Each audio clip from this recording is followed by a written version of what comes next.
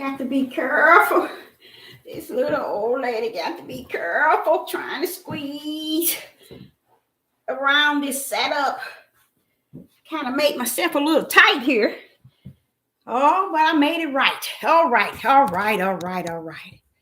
Here I go. Here I am. All right. Okay. Sister Deborah is here. Shalom, shalom. Sister Deborah, prophetess in the wilderness. And you know what? That's all right with me. Coming again on this Devil platform with another message. And I will say this is a lovely evening in which the Most High has made, and I, Sister Deborah, shall and I will rest therein. I'm coming with a topic, and it's titled Knowing Who You Are versus Showing Who You Are. Knowing who you are versus showing who you are. This morning, I was waiting for this guy to work on the furnace, and he got it working. Something had broke, and I got my coffee here.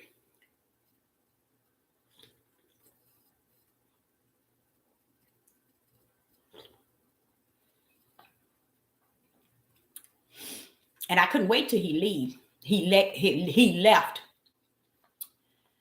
But today, this father said something to me that was really powerful this morning. And it was after the guy had left.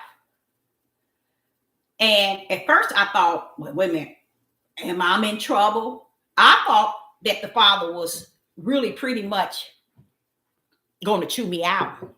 I thought I was in a lot of trouble because he started seeing things and I'm like, okay, what did I do now? Oh, what did I do? But he wasn't telling me what I have done because he kept saying things about me.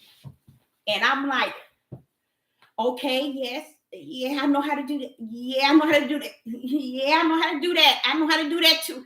Yeah. The father came to me and he began to tell me how he had blessed me with so many talents, gifts, ability. And it's beyond. I'm going to be honest with you. And yes, it's beyond the norm. Let's put it like that. But when he was telling me and taking it all the way back and bringing it up, I'm like, okay, what did I do? He said, this is what I'm saying. He said, I have given a people the ability to survive, the ability to create. He was saying how everything that the children of Israel put their hands to, he said, it is blessed. They know how to create things. They know how to do things. And when they do it, they always can gain the ability of over other nations. So I'm like, well, okay, but am I still in trouble? No. I was thinking that he was chastising me for something regarding my ability to do these things that he have given me the gift to do. I call them talents because they say if you don't use them, you lose them. And what the father was sharing with me this morning, he said he didn't go anywhere until he got on me. He said, look at all the abilities that you are capable of doing. He said, everything you put your hands to, you nail it to the wall.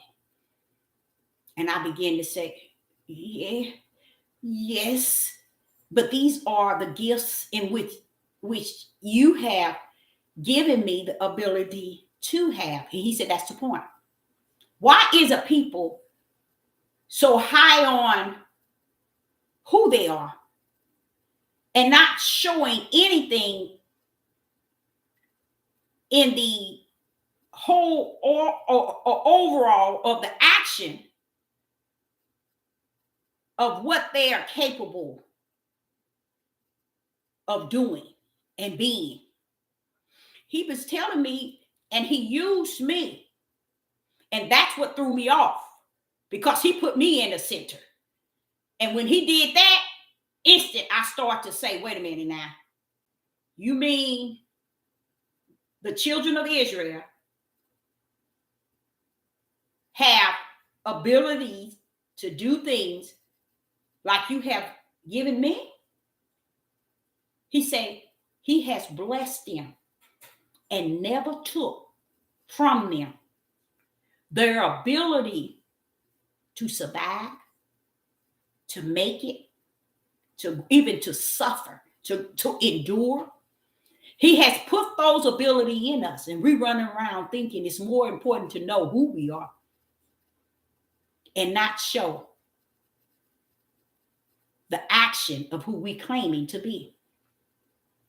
There's no actions. So when we say we are the true this, we don't understand.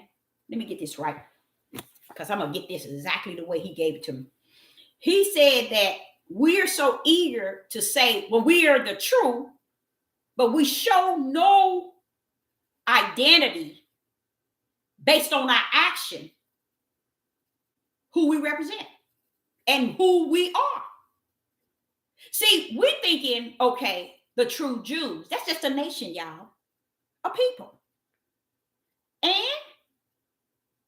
so if you're saying that I am a true Jew and I am the children of the Most High or higher, then you got to show who you are. You got to show the actions of who you say you are. Who are you the children of? And what is the true Jews? That's just saying that you're the true Jews. And the fake Jews are the fake Jews. But what is it that you and the fake Jews have in common? Said the Most High or higher. You're wicked. You got a lot of darkness and evil in you. So how could two people claim to be the Jews but have nothing to show? Nothing at all, in no type of action that you are the Jews and the true Jews. But what about your actions? What are you showing people? Isn't it better to show who you are than to know who you are? Let me say that again. Isn't it better in the eyes of a higher to show who you are versus know who you are? You think a higher caught up in you knowing who you are or showing who you are? What would you think Abraham would say? What did you think Isaac would say? Oh my God. What would Jacob say? Mm-hmm. If they could look at us now and say to us, you want to say you are, but not show who you are. You want to represent us by saying you are of us and from us, but shows no action that identify who we are in you. There is, and I think what I come to understand is, if you're saying, Father, this is what he was telling me this morning, you're showing me all these things that I have the ability to do. And when he's making me look back, you guys, over my life and speak on the abilities that has been birthed in me. And even when he was telling me, I was like, Father, that's some frightening stuff. Why? Because the ability to be able to do the things that I know how to do, and anything that I put my hand to do, I do it well. So what he's saying is, you a female. Nobody, not your mother, not your father, can you say have the ability to do what you can do. Not even your siblings. But you have the ability. Would you be willing to show who you are versus know who you are? With me, I'd rather show who I am. So when they see my life and who I am in my action and the way I conduct myself, then it represents who I serve. But we got a people, and it makes more sense to me why the other 11 tribe is not out here claiming to be the tribe or to be the children of the Most High or higher. But you have Judith trying to stand on a rock, because they're not standing on no mountain, nowhere near a mountain, because Father wouldn't even allow them to come close to a mountain, and standing on trying to proclaim, because Ahiah is saying, I'm gonna nail it out what he said. He's saying, Deborah, when you read Deuteronomy 28, does that not fit? When he had to wrap all the way around to me, and then he said, now, does that not fit Deuteronomy 28 in game? Go. You want to brag on a rock. You want to stand on a rock and proclaim that you are the true Jews, a nation.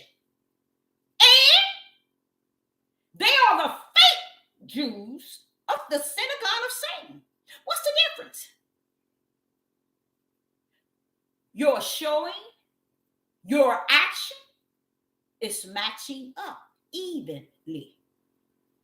That's what the Father's saying. So what would make a person in their mind think it's important to know who you are, but not show who you are? Now, this is what he's leading to. He said, if they were to even show who they were, it would cause the synagogue of Satan to tremble.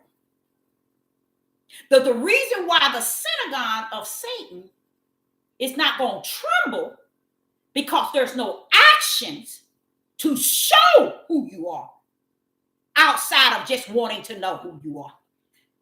And you see people who've been on this devil platform for so long. Our people got to know who they are. They got to be told who they are.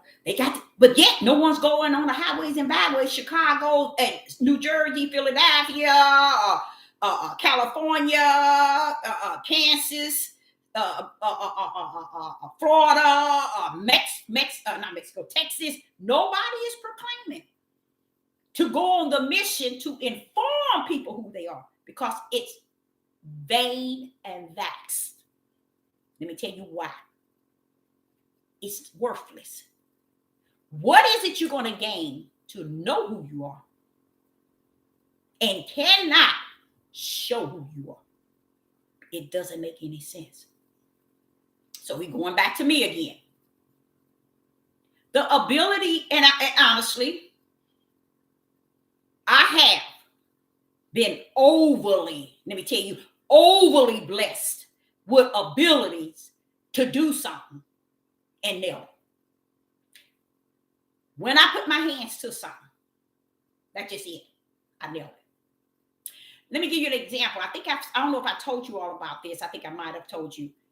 But my sister needed windows in her lower level of her house.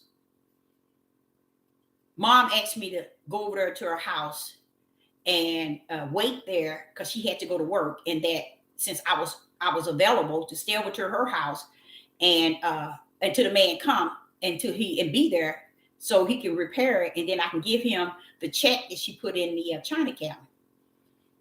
And then Mama say, this is what my mother said. But you know you, booby. If you can fix it, will you fix them? her windows. And I said to myself, see, people know your ability and how you are gifted. You know what I did, you guys? The man was supposed to come that evening, like at 3:30. So instead of going over there like at 2, I went on over, as soon as mama asked me to do it, and measured the windows. Got everything I needed. And I went and fixed the windows. And when my sister came home, I'm gone. The windows is done. She said, Mama, was Booby here? Did the man fix him and Booby didn't give him the money? Mama say, oh no, Booby did. Mama, Booby didn't do them windows. My mother say, she told her, yeah, Booby did. Mama, those windows looks too good. Booby couldn't have done. See, the ability to do things with my hand is totally blessed. And that's why I feel that it is not important for me to know who I am as a nation without showing who I am, which is a child, a servant of the Most High, a higher. And if I'm found to be a Jew, that's just going to add on to it. But it's not going to get me into the kingdom. Who I am and what I show that I am in him identify who I am. I can't go around saying, oh, I'm the true this, I'm the true this. We the people. Wait a minute, hold up. Yes, you're the people that he's called stiff-necked. You're the people that he called rebellion and disobedient. See, they don't understand all that. Where have he called any other nation in the whole world those names? So as I felt he was chewing me out, but it might not have been that. I think he was pretty much showing me the talents that he had birthed in me. And he wanted me to see how much he put in me is just as great as what he had put in the children of Israel. Isn't that deep? The ability to do any and everything. Now, you might not get what you entitled to, but he had given us the gift and the ability to master anything we put our hand to. We just lost in all of that because we want to be led and be known to be something, but not do anything. Not showing any action of who we want to claim to be. So is it really worth running around saying, we the true Jews, we the true Jews? And now show that you are who you say you are. Because I'm sure if Abraham, Isaac, and Jacob can just look, I mean, if the Father would give them 2 minutes to just look at the children of Israel, they will be heartbroken. They will be heartbroken. If you really want to know the truth of the matter, that's why when Ahiah went to Abraham and put him in a deep, dead sleep, to tell him, why couldn't you tell Abraham when he was up? You see, he had to put him down. And you notice he never told him in Genesis 15, nothing that's going to really happen outside that they're going to go into a land that they know not of.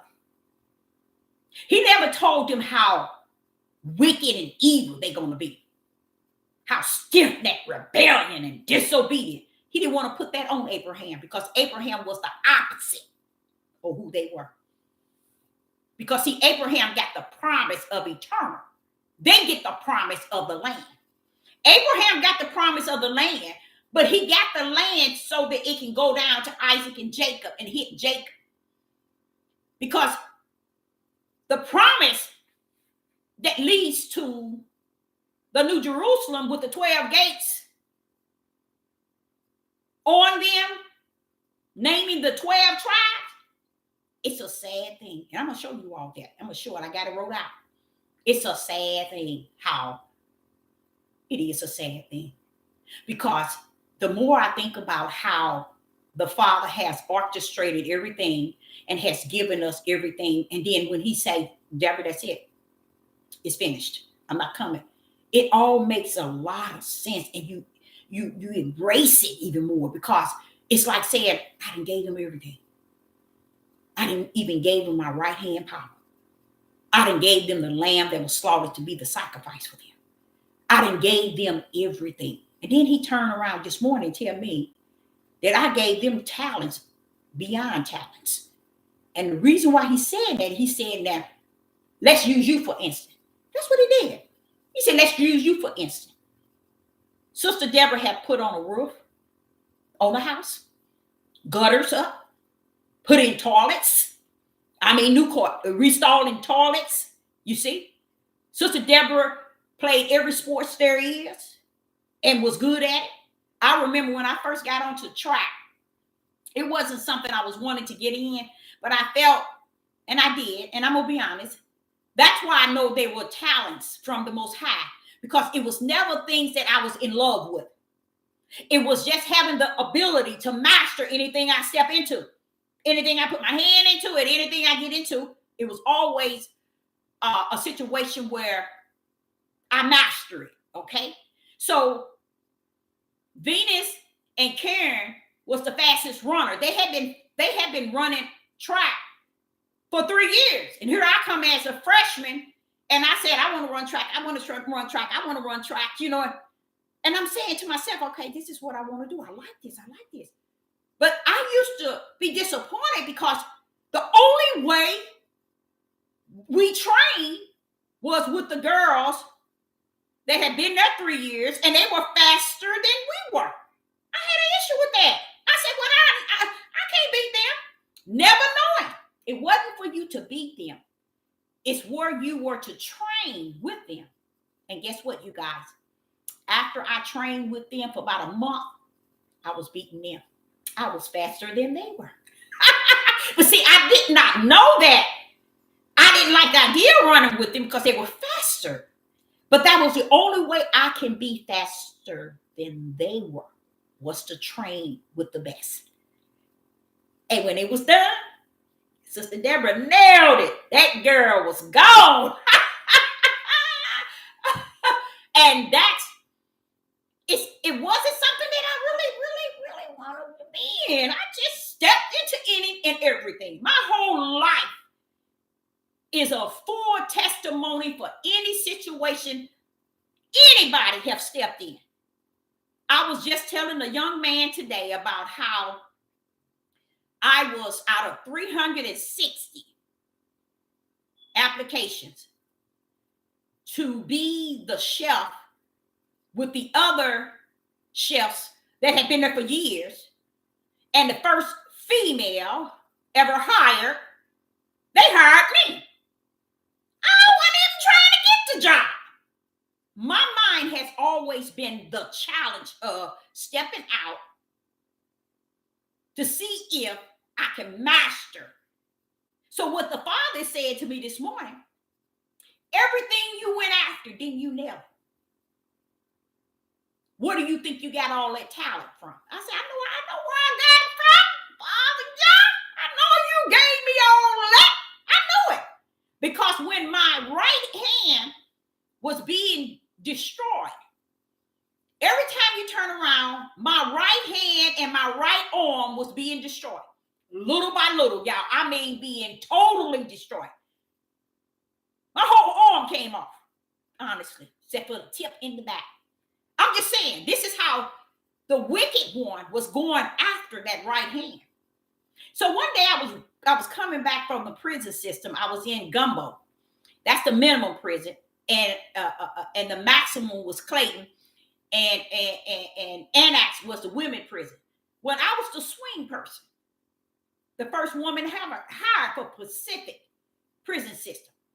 I was the one that on Friday, Saturday, and Sunday, I had to go to all three of them, whichever one that they needed, because of the ones that been there for so many years.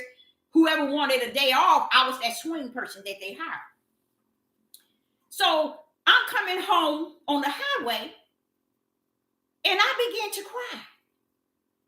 And I didn't understand why I was really totally out of whack with this crime. And I began to say, I guess, I said, look at my hand. Look at my arm. It just ain't worth the dime. It ain't no good. He said, wait a minute. Hold up. What is it you can't do?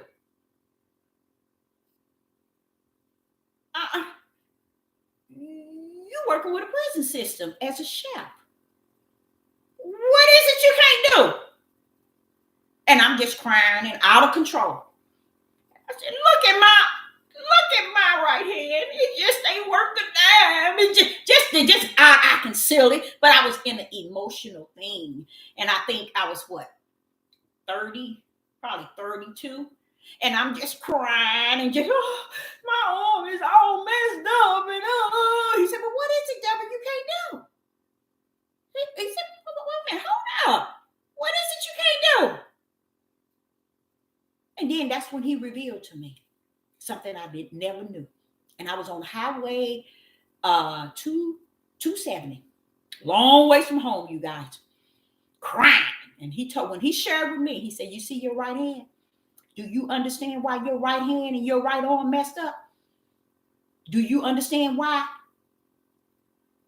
He said, because the devil been after your right hand and your right arm for a long time. Because he knows that your hands are blessed, especially your right hand. I'm like, what? I was like, oh my. And I began to think, Father, that makes so much sense. All my life, I always had the ability to master situation. I left out of high school and went to a trade school. And it was for clerk 1, 2, and 3. Before you get out of there, you have to be able to type like the typewriter is singing. So when I got in there, and I think her name was Carl. I think that's her name. Her name was Carl. And another girl. They were so good with typing. I mean, like over the hill. Very good with typing, real fast. So I'm like, I like that. I want to do that too. Did y'all know we had the trade school was for 6 months, and the certificate was off the chain. It was really good because it was more. Even though we only had that 6 months training, we had to know how to do all resumes, all different ways. We had to make the typewriter sing. That means we had to go so fast, and we were only allowed a certain, I think it was like 3 errors, but we had to master I'm serious, you all, like 80 words. It was so horrible. It didn't bother me. I wanted to make the typewriter sing like the other ladies that was there. Yeah, they were older than I was, but hey, look, I like to do things and do it good. This sister got in there and tore that typewriter up, and that lady was like, wait a minute. Deborah, was that you? And I'm like, I was so happy because we couldn't get our certificate until we have went way and beyond. It was like triple the amount of words we had to type. Triple than if you was a secretary. But I liked it. I liked the challenge. And when they gave me that challenge, I went in there and I tore it up.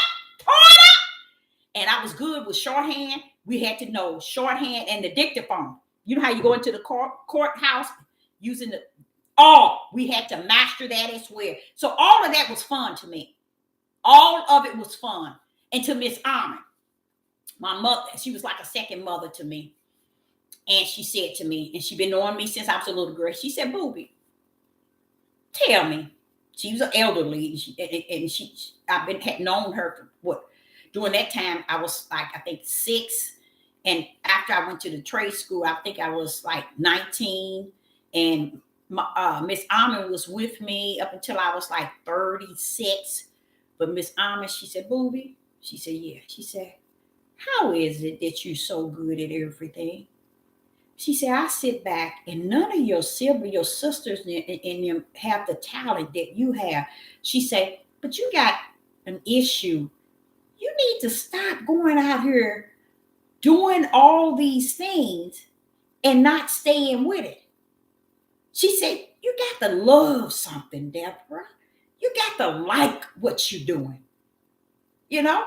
And then once because she was disappointed because she wanted me to go work in the courthouse. She wanted me to do that. Once they found out that I knew how to work the dictaphone machine and the shorthand, she would say, well, Booby, you can't go around doing all these jobs. You're mastering them all and you're good at them, but you got to find something you love. I never, you guys, even to today, found what I love outside of a higher.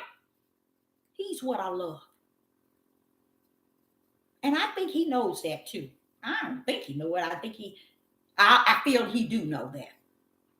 My first job, my first duty, my purpose was to serve the Most High. See, when I say I started at 4, I'm for real, you guys. At 4 years old, might have been a little earlier than that, but I'm saying I can remember at 4. So to me, that was my first job, is to serve the Most High. And I knew it. And it wasn't nothing that I could get into that I did not master. So I became a person that went out and did everything and get in it and master it. And then say, you're treating them people wrong. You can't do that. But Miss Deborah, they never treated me bad. They never treated me wrong. They never, nowhere I've been. Because you know what I did, y'all? I went into jobs and I did what they wasn't used to people doing. I remember being at Chrysler minivan plant. And they had, I think it was 600 applicants to fill out for the application to work for the plant, Chrysler. And I filled it out. But when I filled it out, I was 4 months pregnant. No, I think I was 6 months pregnant. I was 6 months pregnant. But guess what? I liked it. They give you this package. They mail it to you and tell you the date you're supposed to show up at this big hotel by the airport. And all the people have to sign in. We had to have our social security card, 2 forms of ID, and the little book that they sent you in the mail was giving you some sort of insight of what the test was going to be and what's all going to be consist of in this test, what all you're going to have, to do. So Sister Deborah looked at that and I said, you know what? They shouldn't have gave me this. They basing it on speed, math, in my area, they where I'm at. And I just, you guys, let me tell you what I did. I filled out my forms, sung back. I had the day to go to the hotel where it was like 600, probably 680. And it was like 4, how would I say it? Hebrews. Let me just say it like that. The rest of them was Europeans. And they had us in this big old gigantic space. And everybody was spaced out because now they're going to test you. And it lasts for about 5 hours. But the thing about it, I was so scared. I was 6 months pregnant and I was scared. First of all, I felt that, oh, everybody gonna beat me. Oh, I ain't gonna be able to do it. Then I kept remembering, you the fastest of the fasted when it come down to your hands. And I'm like, but they gonna beat me. It's too many people. I'm not gonna be able to keep up. But you all, I stuck in there. And like I said, it was 4 Hebrews, 3 women and 1 man. And the man was young. He was younger than I was.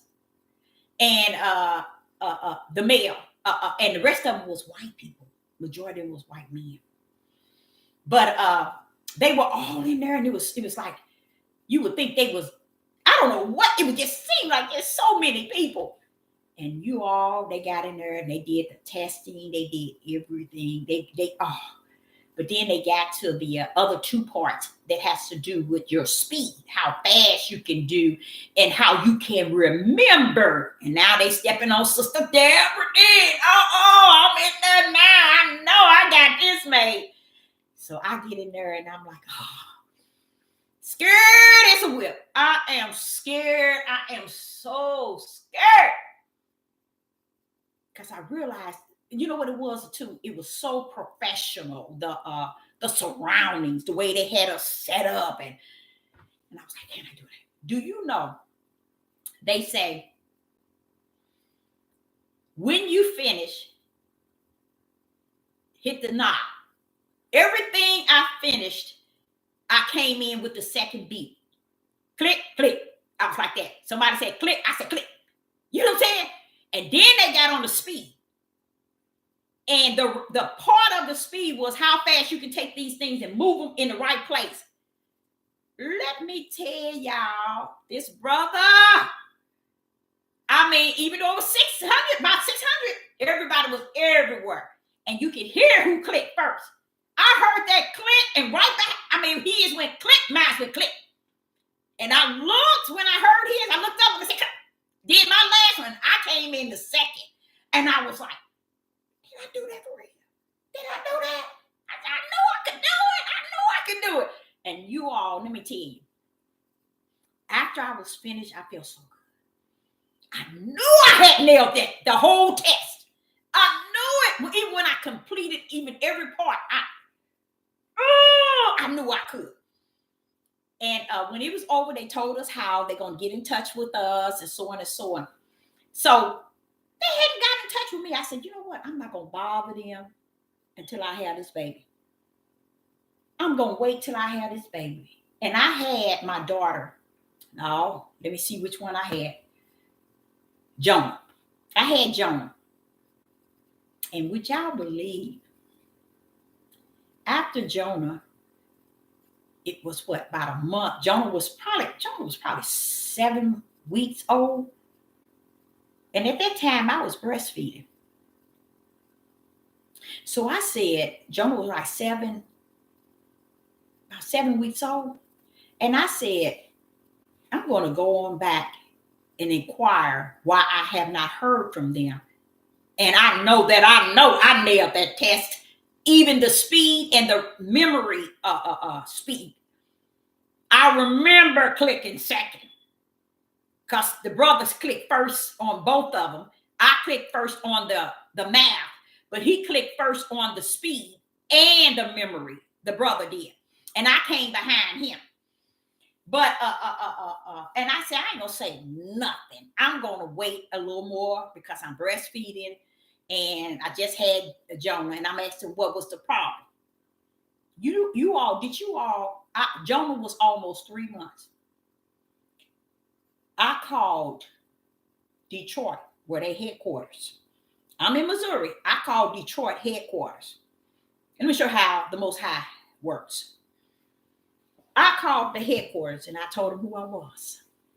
And I said, I was wondering about, they had us to go And I told her the location, the hotel, and we took the whole overall test for the position for the plant at Chrysler.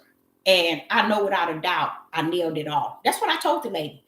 And I'm trying to figure out why haven't nobody called me or hired me. And I didn't want to be hired no way, because I was 6 months, going on 7 months pregnant, y'all, when I took the test. And she was looking in the system and she said, "What is your social security number?" She said, "Ma'am, no one called you?" I said, "Oh, no, no one called me. I haven't heard anything." She said, "Can I call you back?" I said, "So you're going to call me back?" It was she sounded like she was a young white girl. She said, "I'm going to call you back because I was looking at you in the system. You should have been hired." When that lady said that, she said, "You should have been hired." And I said, "Okay." She said, "I'm going to call you back." And, it took her an hour.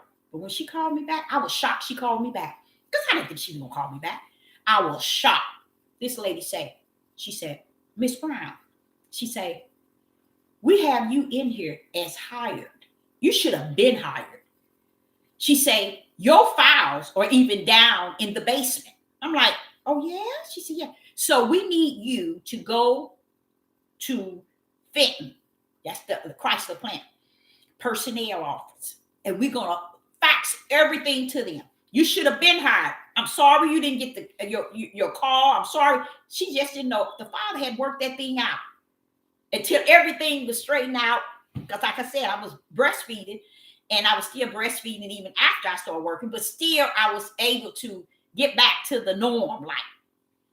And that lady, I went there. I was so glad. She told me the date. I went in and they just hired me right then and there. I was like, that's what I'm talking about. I knew I had nailed all the tests. I'm wondering why they didn't call me, but see how the Most High set that up. He didn't even allow them to call me during the time that he knew that I wouldn't be able to really work. Boy, people started us out with $28 an hour. You hear me? That was the start off. Now, when I got in there, I saw a lot of things that I didn't care for. At that time, I had got in there and started ministering. And on top of it, I started also, because I work Friday, Saturday, and Sunday, I started bringing in Friday. And we work Friday evening, okay? And we get off early morning, okay? Because we had to work 12 hours. So I was into doing a lot of catering and cooking. So I began to even sell dinners out there. So people were kind of liking me and everything. But how I got in so good was, when you're on the belt, in a sense, the line, and them machines are moving, it's just I was able to do two people's jobs. I was supposed to be here, another person supposed to be here, and when they saw that I can do here and here, oh, they thought they had struck it rich. And I mean, I'm just saying that as a way, because the speed that I had, So I'm gonna leave this here up. I'm gonna say this. So when the Father was dealing with me this morning with the talents, you see, telling me all that I have invested in you and giving you the ability to do anything. And then people are important to them to know who they are, but no actions. Nothing to show who they are. That means that if Sister Deborah had all these abilities to do all this stuff, always did. Nobody taught me to do skate. Nobody taught me to swim. I'm thinking 6, maybe 8. That might have been 8. I don't know how I braid hair at 8. I don't know how I learned. But I'm sharp as a whip when it comes down to doing hair. You hear me? I can do anything when it come down to doing hell. What I mean is, Deborah had so many abilities, so many talents from the Most High. It takes somebody like me to talk about what I'm talking about when I say you want to know who you are. You want to just know who you are, not show who you are. So throughout my whole life, that's all I've been doing. People see what I'm capable of doing. It's no way I could go to the CEO and say, why are these brothers been here longer than I am, and I'm getting more than them, and they've been with y'all this long. Seems like y'all doing something y'all ain't got no business doing. That's how I approach places that I work. Because when they see me come in and they see me being able to master what 3 of these guys can do, this sister can come in here, and if you got 3 chefs sitting here, and here this one lady here can come in and do the work of 3 chefs, wait a minute, we got something here. But see, I was going in with the idea of just doing one position, but to support the crew of all of us, I was able to do more than one when one is off or one didn't show up. And then here it was, they start to see that, well, this lady can do it all. So my question was to them, when I held 3 meetings, I got a problem. You all hired me on Skype based on my resume while I was staying in Atlanta, Georgia. These guys been here for years. Why are they getting paid such low pay? See, I ain't got no sense. I ain't never had none. Because that was always my issue everywhere I went in life. When I was at Chrysler, let me tell you what happened. Them Europeans was treating them people, especially, I don't care. I know you might think this is wrong. When they try to treat the women, I don't like the women treating the women. But when I see a man trying to belittle a man, oh man, I got some issues with that. Always did. I always did. Always had issues with that. Because I ain't got no sense. And I don't care. Here it is. I said, hey, wait a minute, hold up. Why are y'all letting these white people do this? Y'all got them brothers over there doing their work, and they ain't doing them and walking around. I mean, stuff like that. Because I get around people, and I'm the type of person that I don't communicate with nobody. I don't talk to you. I don't deal with you. I don't smile with you, and I don't joke with you. When I go into a place, I'm realer than real. Don't mess with me, and I ain't gonna mess with you. Don't come over here talking to me. I don't want to hear it. So when they see me go in and be able to just stay to myself and master the jobs in which people have been doing for years, but yet stay to myself. I don't come in speaking to no boss and grinning at no boss. They ain't gonna get that from me. I'm sorry, y'all. This is not who I am. You see? They tend to respect you more when they can sense that, wait, you ain't nobody, don't give a rat's about this job. And that's the personality I have. But I'll show you that I can do more and beyond. You see? So happened these 2 European men was giving these brothers a hard time on the line, in which they had me working on their line too. So I said, next time they get me on the line and I be working on their line, I see what they're doing. They letting these white people, these white men, and these white women stand around and making these black men do their job. I said, we ain't gonna have that. Oh, they had me that next day on that line. I politely went into, listen to this, y'all, into their office. I said, I like to talk to someone. So happened they had a brother sitting there too.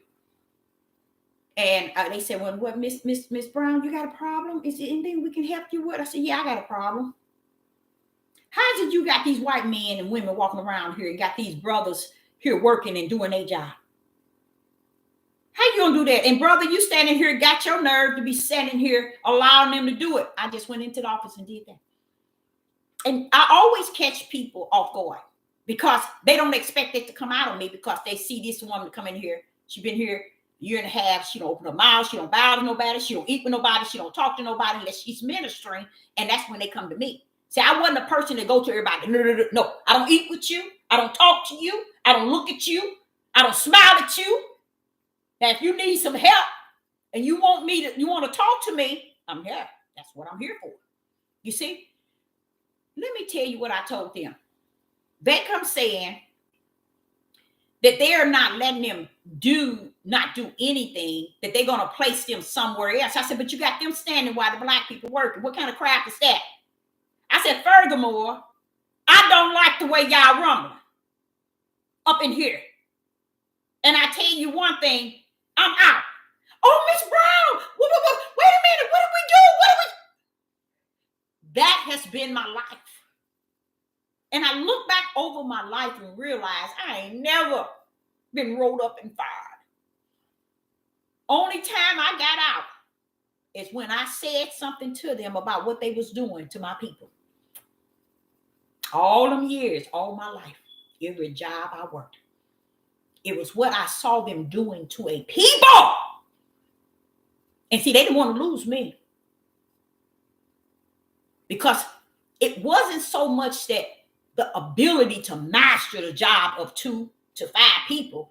It was more so their spirit knew something about my spirit wasn't the type of spirit that you just gonna do anything to or say anything to.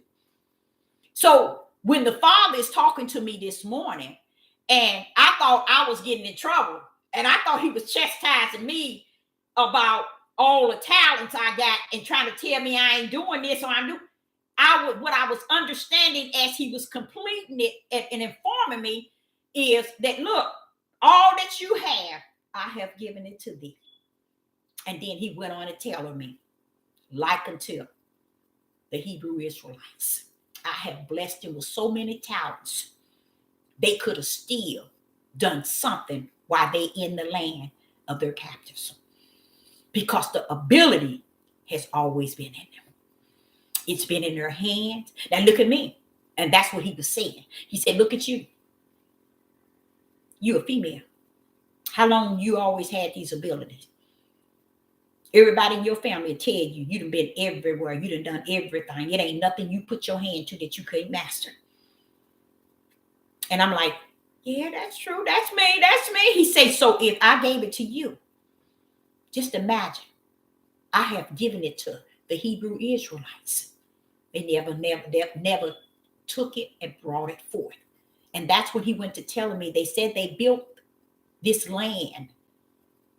They built this country on their backs and sweat.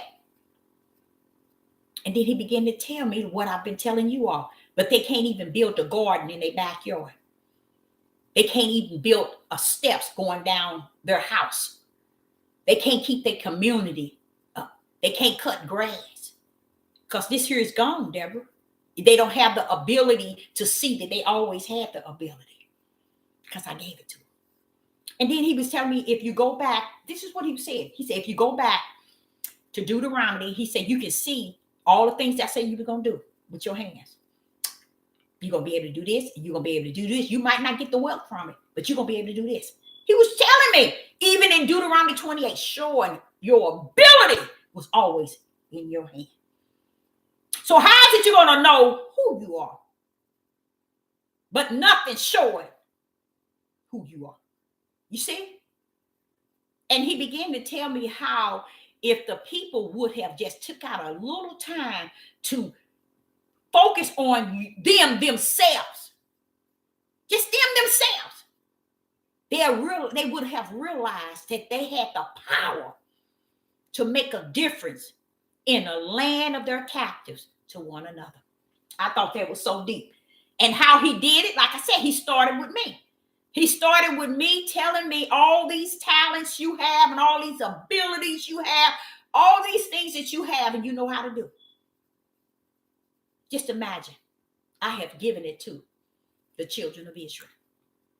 They have the ability to do anything, even in their land of their captives. The ability to survive, the ability to struggle, the ability to be and make anything that they want to make and restore and build. He said, but they wanted nothing. They never wanted anything. So he said, all these talents that has been birthed in them, they never used them. Isn't that deep? That is so deep. To me, it is, because when he had to come my route first, I'm like, wait a minute now. What did I do? What did I do? So he was showing me, for you to be a female, and how long your hands been blessed? How long has your hands been blessed? I told him, I was telling him about, I don't know if y'all know who McDonnell Douglas Aircraft is. They call them Boeing now. When I used to work for them, I worked in building 1 as a chef. And in building 1, we had 6,000 staff members. They built the fighter planes.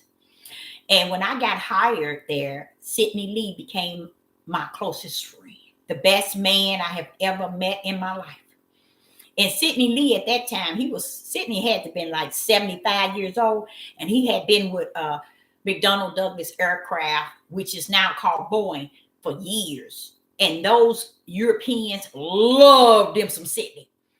And Sidney said, okay, Deborah, I'm going to have three chefs here in the morning to help you, because you're going to at least have from 36 to 4,000 employees early morning. And he say, do you want them to help? I said, Sid, just let me do this myself. And when Sid let me do it by myself, Sid said, Deborah, I had no idea you could do all of that. You bad, girl, you bad. So I was left as the only one that I had to put out 6 different kind of eggs. I had to make all kind of eggs. I have to, bacon, grits, oatmeal. You have to have everything. I did the morning. But I had to be in at 3 in the morning. Because I had to put everything, had to be ready by 6:30. And we had from one, it seemed like it was so far, warmers. They was real low, but they was from one end of the hall to the next. When you finish your stuff, you put it in there, and the other person takes it from the other side and put them on the line. And I loved it. I loved the speed. I loved the consistency. And I mean, just accurate. And everything was, I just loved it. And it was supposed to have been 3 of us, but Sid saw one time. I said, Sid, I think I can do this by myself. He said, Deborah, you think you can do that? I said, yeah, I think I can do this by myself. When I nailed that thing, he was like, I didn't know you could do that. And I loved it, you guys. I loved it. It's nothing that I was able to do that I cannot look back and say, okay, Father, you was always there. You have been there 100. Because he always allowed me to master situations. I mean, I don't care what it is. I don't care what it is. I'm the person that gets in and master situation. Make things happen. Make things work. Make things come forward. You see? Always had it.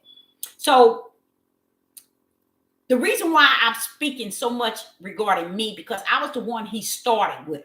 And I didn't like it first this morning when he was on me and he was talking to me. I was thinking I was in trouble.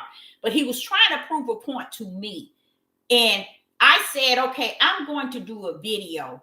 And it's going to be titled, Knowing Who You Are versus knowing, no, what was that? No, I'm going to show you something else he gave me. Knowing who you are. What did I do with my card? I got to remember. Knowing who you are versus showing who you are. And that's one thing about me all my life. I've always showed who I was. So could that also be why people never bothered me? They never fired me.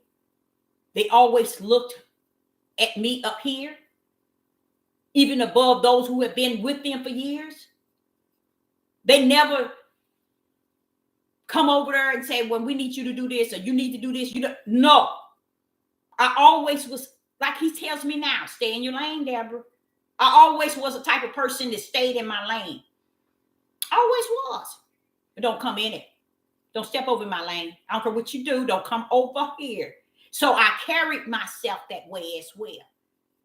And I wasn't mean, because if I was so mean, why is it people wanted to talk to me? Why is people wanted to tell me their secrets? Why is it people wanted to know my opinion? And guess what? I never got deep involved in people, even in that way. You see, I only gave them what they asked me. If they want me to have an ear to hear issues that they were having, I was there and I listened to it. You see? And that's why I tell people today, it's nothing I ain't heard. You can't tell me nothing that I ain't already heard. It's just that deep, y'all. It's really, honestly, it's that deep. You see? So even when I was in the prison system, not prison, yeah, working for the prison system, it was never something that every place I went, I had to address the system because of what they were doing or how they were treating our men and our women. Even at the post office. And I'll never forget that manager come running down the hall that morning. And I had just started on the mail sorting line. And all of a sudden he come down here and I said, he better not come over here and say nothing to me. And he came over, he said, Miss Brown, I want to apologize. I said, no, you don't apologize to me. You need to apologize to those brothers that you were disrespecting. They were old enough to be your father. And just because you're a manager don't give you right to talk to them like that, because you never know who you entertaining. You don't talk to them like that. He said, but I am so sorry. This is what he's saying. I chewed his butt out because he was disrespecting the three men, telling them they're going to be out on Market Boulevard if they don't hurry up. And I'm like saying, wait a minute now. No, he didn't. And I went to him. I said, wait a minute. The man is older than you are. Why do you have to talk to them like that? I didn't. Guess what, you guys? I didn't care if they heard it. I just stopped him right in his tracks. People are not used to that. They're not used to you just stopping them right where they at. I said, you totally disrespect them. I'm standing right here hearing you. That ain't the way you talk to them. They mean like you are. I mean, I was just totally. I don't curse. I just get to the point of what I'm saying. So what happened is, he's standing there. Well, they should be doing this and they should be doing it. Regardless, you tell them what they need to be doing, but the way you talking to them, that's totally disrespectful. They men like you are. You wouldn't want nobody to come talking to you like that. So why are you standing here, especially in front of me, talking to them like that? Let me hear it. That man come running that next morning, that manager that I was saying that to, he come running down that, let me tell you what happened. He come running down that warehouse, and I said, here he come. What does he got to say tonight? And I said, he better not, I was saying this to myself, he better not say nothing to me. And I'm sorting my mail. I'm at the post office sorting my mail, and here he come.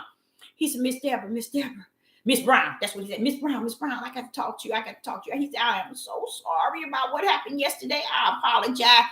I said, no, you need to go back and apologize to them, because that's who you disrespect. You disrespected them, but you disrespected me, because I can't stand when a man talks to another man like that. I have issues with that. He said, but I didn't know who you were. And I'm like, he said, I got home and I told my wife what you said to me. And she told me you messed up now. That is a woman of God.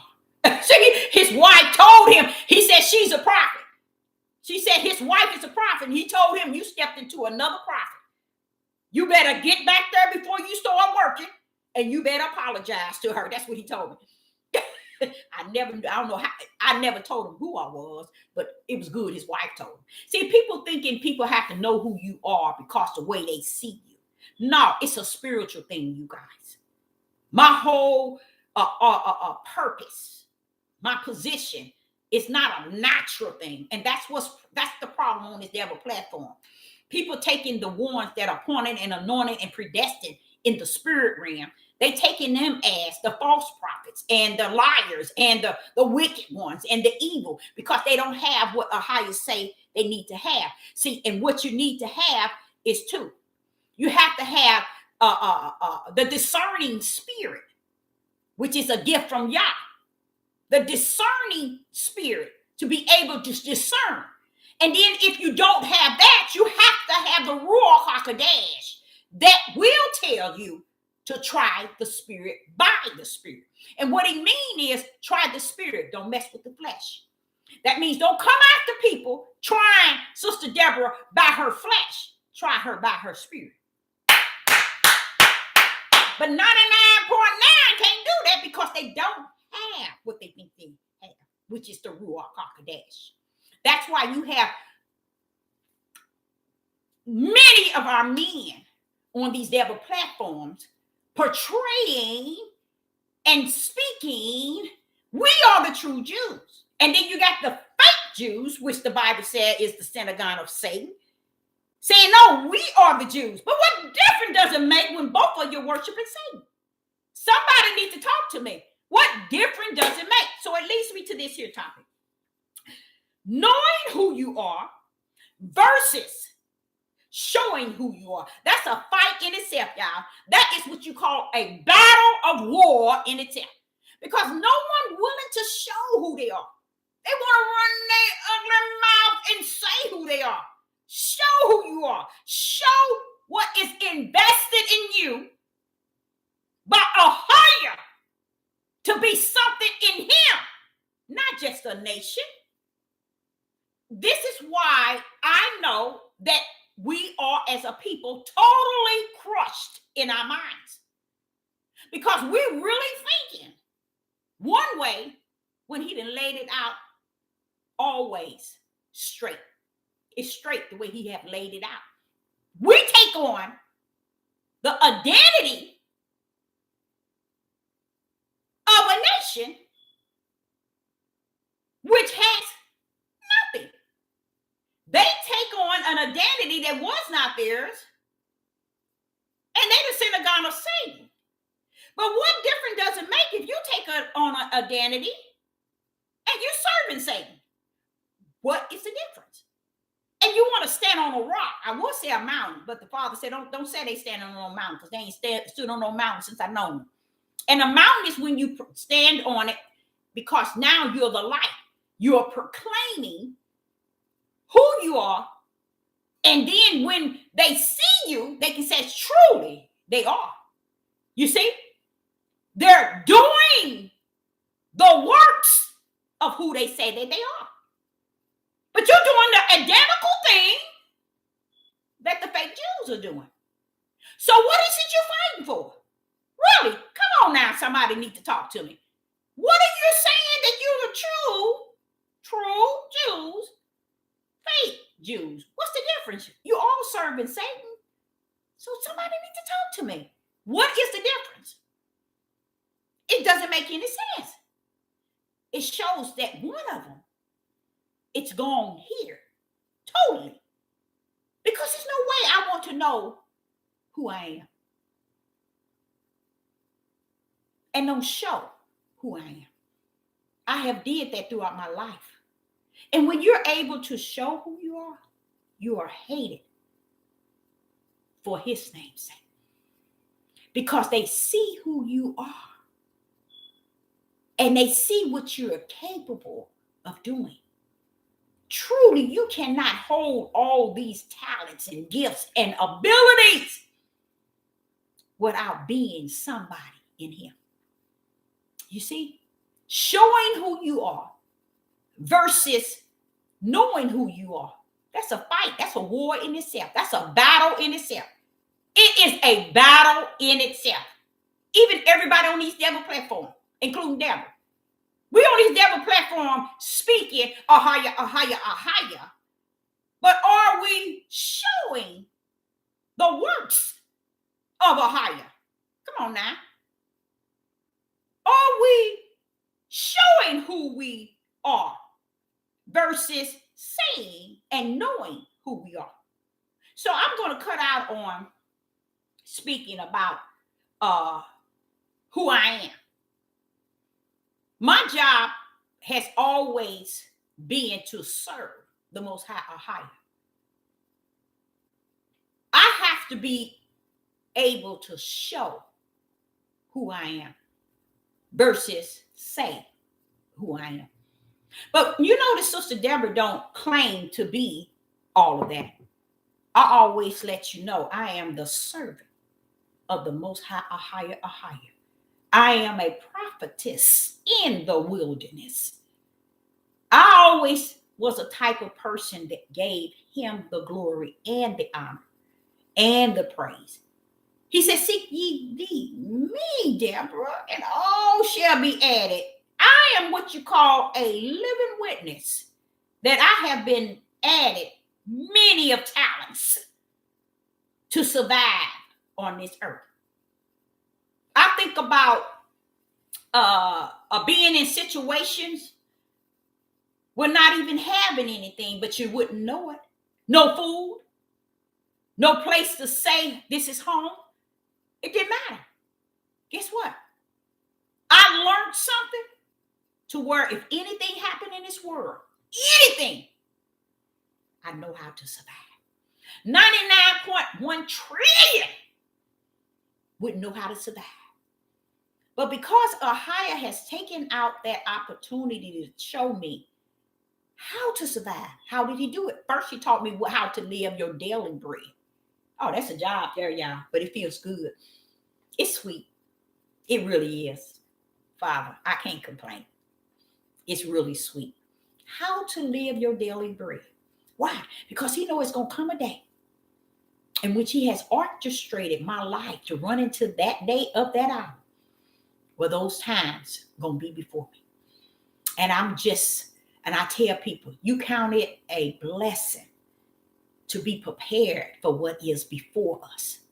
Instead of, it's a blessing from him. We seem to prepare our way ourselves. And that's people who think that they're going to make their way clear.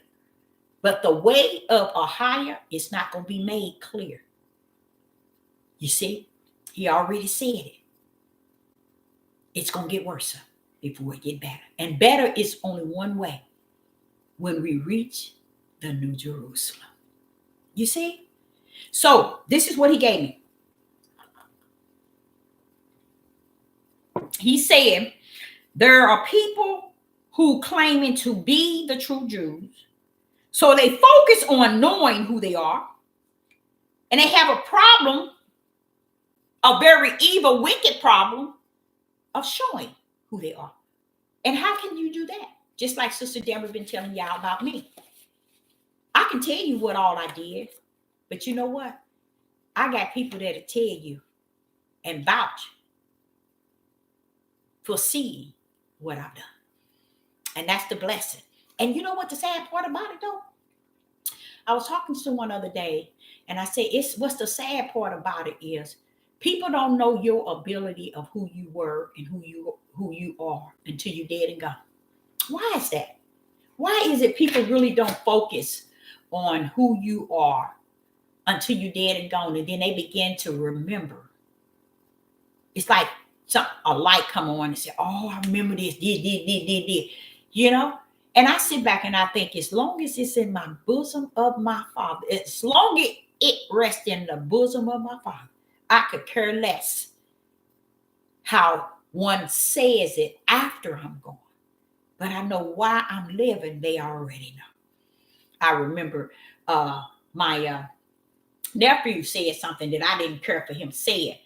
When me and my sisters, we were in the kitchen with mom, and we were all adults, and we had our children, and we were doing Christmas like the old-fashioned way. We was cooking, and I had already baked, I think, like 6 cakes, and it looked like you got them strictly from a bakery.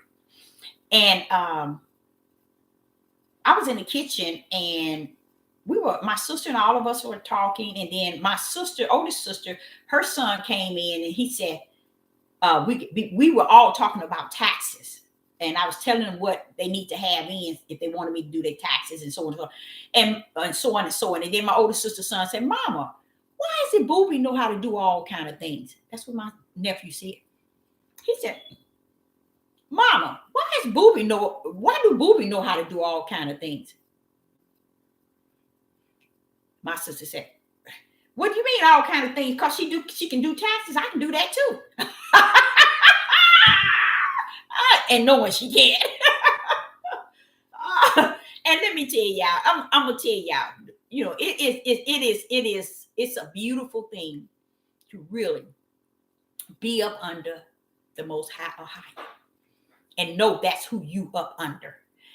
And I do. I'm telling you about me because that's what he put before me this morning.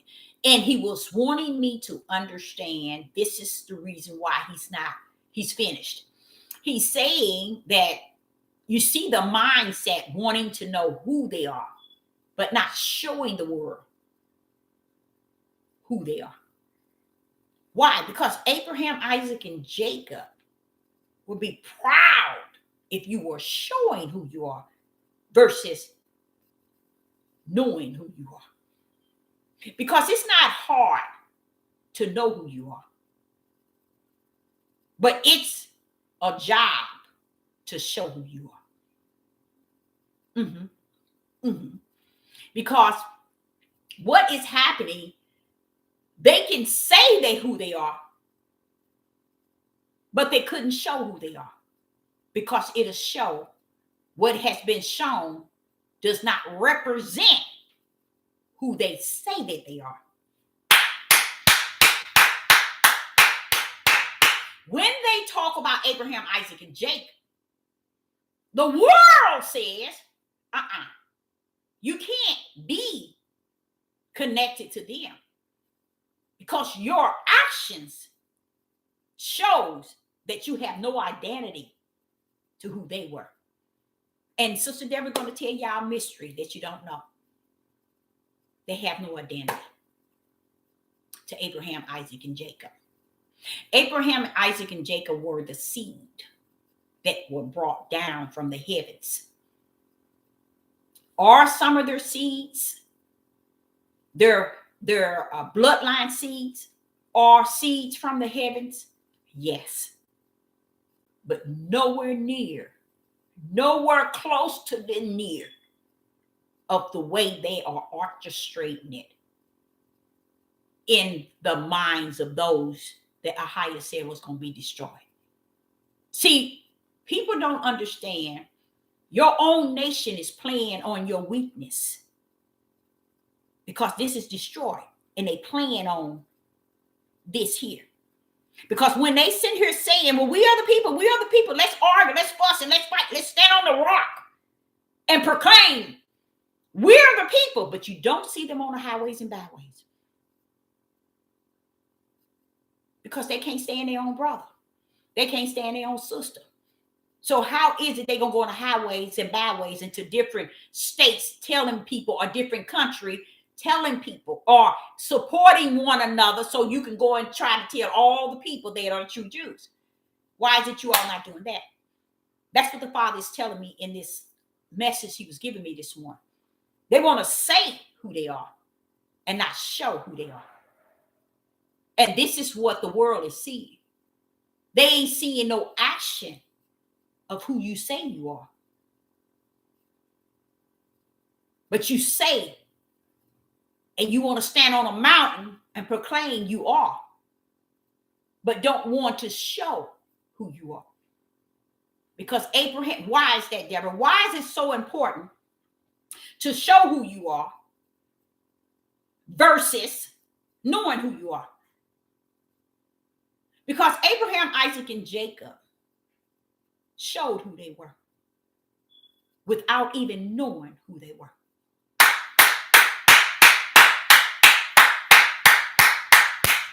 Abraham, Isaac, and Jacob showed who they were without knowing who they were. That's why he had to bring Abraham in the vision to count him righteous based on what he said he believed, which was a brand that Ahiah had already put in him.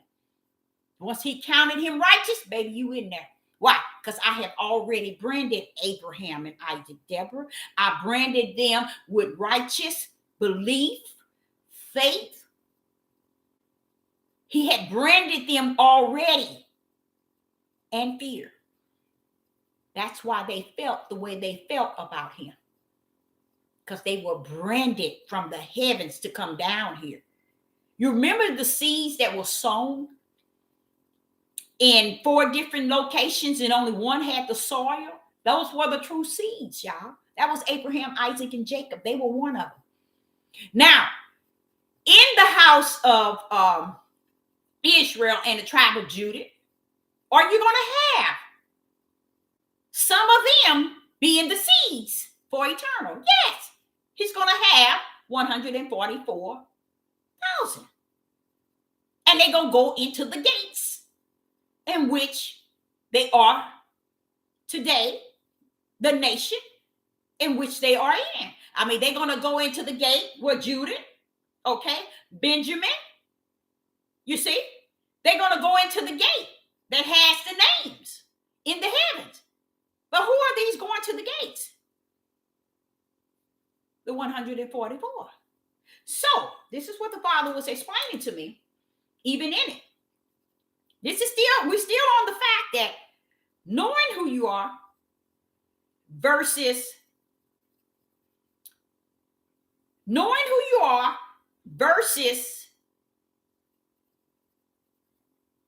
showing who you are is off the chain. It is off the chain. Okay? Now watch this here. Here we have what the Father showed me. We have the 144,000. 144,000 mentioned in Revelation. Okay? Now watch this. Right today, we have a little over 100 million. A little over 100 million. Okay? In the United States, we are 41 million strong. In the United States, 41 million strong. Now look at the percentage that Ahiah would have as the small remnant that he's coming.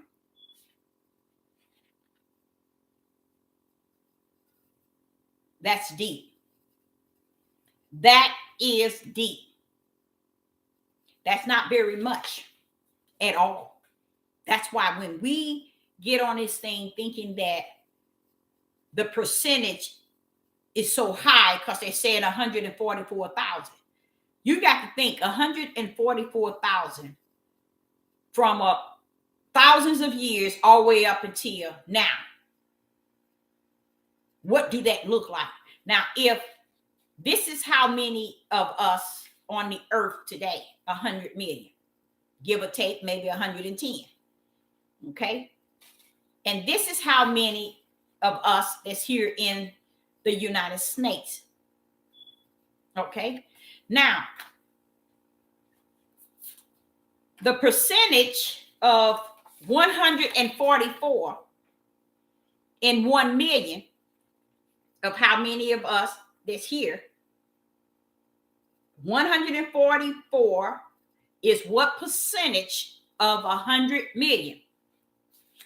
This is the percentage. Isn't that sad? That is sad.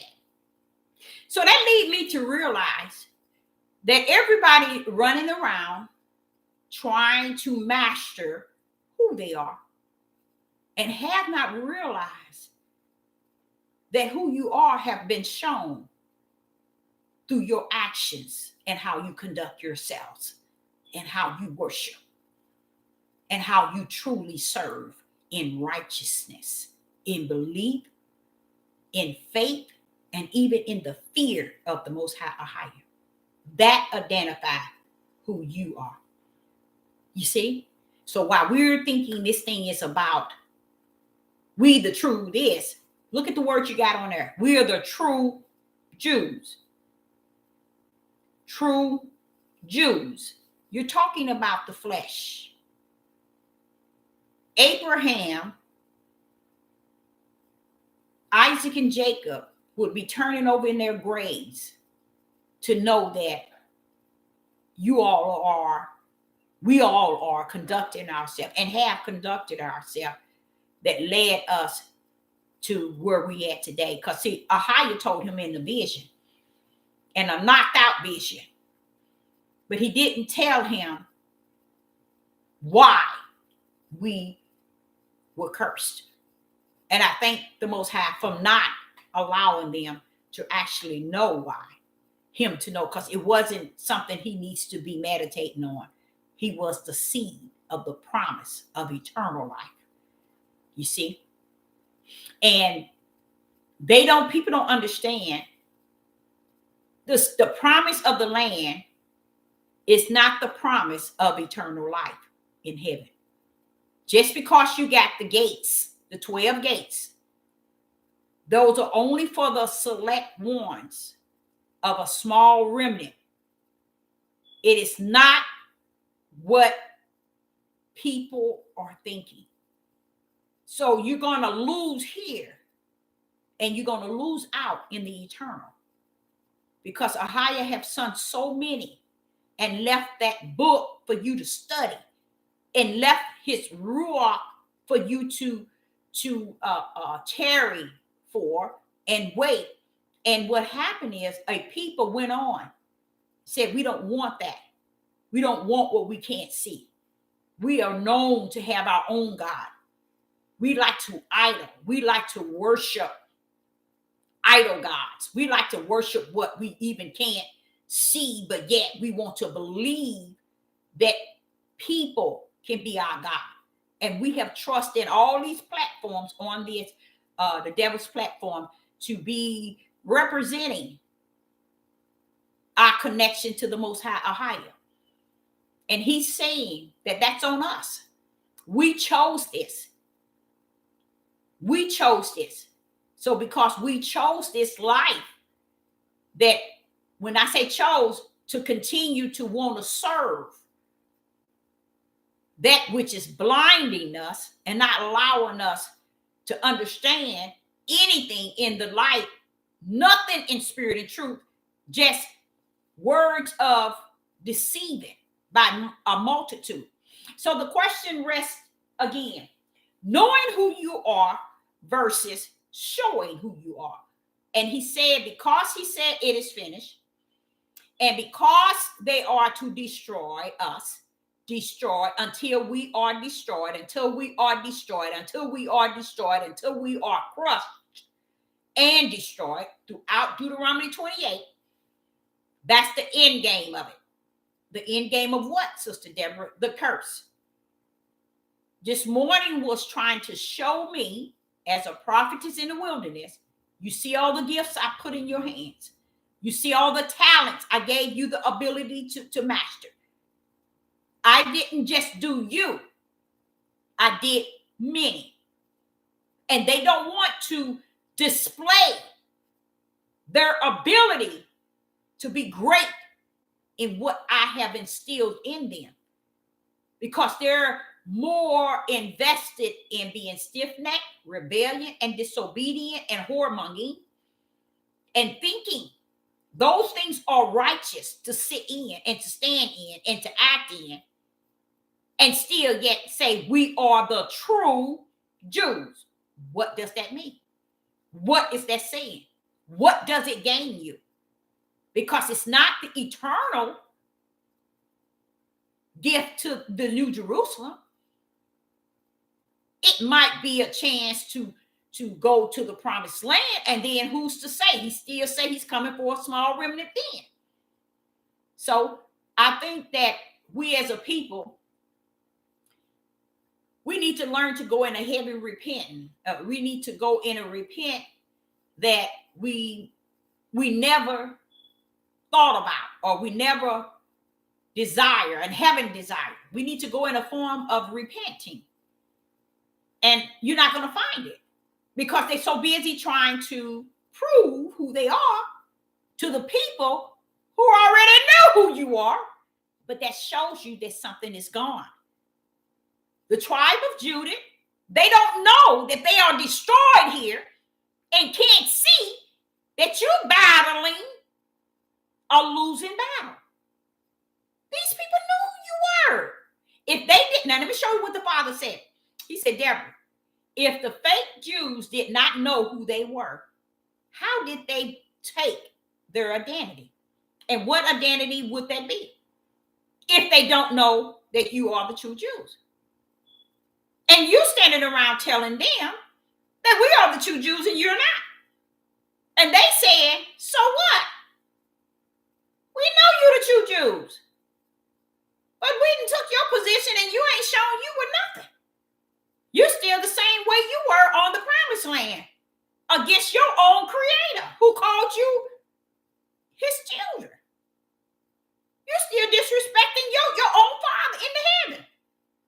But yet you say, I'm the true Jews. And see, that's the part that makes you wonder. What is it about being the true Jews if you haven't done anything? You haven't done nothing. You haven't shown any type of actions, or you haven't displayed anything that represent the word true Jews. I don't see. What is the definition of the true Jews? If it's just being a people, then that's where it stops. Because it's a people who what? Stiff-necked. It's known to be stiff-necked, rebellion, and disobedient. So I, Sister Deborah, I hope you got something out of it. And I would say again, knowing who you are versus showing who you are is a battle amongst those who say that they are the true Jews. Knowing who you are is a war against showing who you are. When you look at Matthew 24, nation against nation, knowing who you are and warring against each other. What is it worth to know who you are when you have not shown who you are? So I, Sister Deborah, say unto you, shalom and shalom.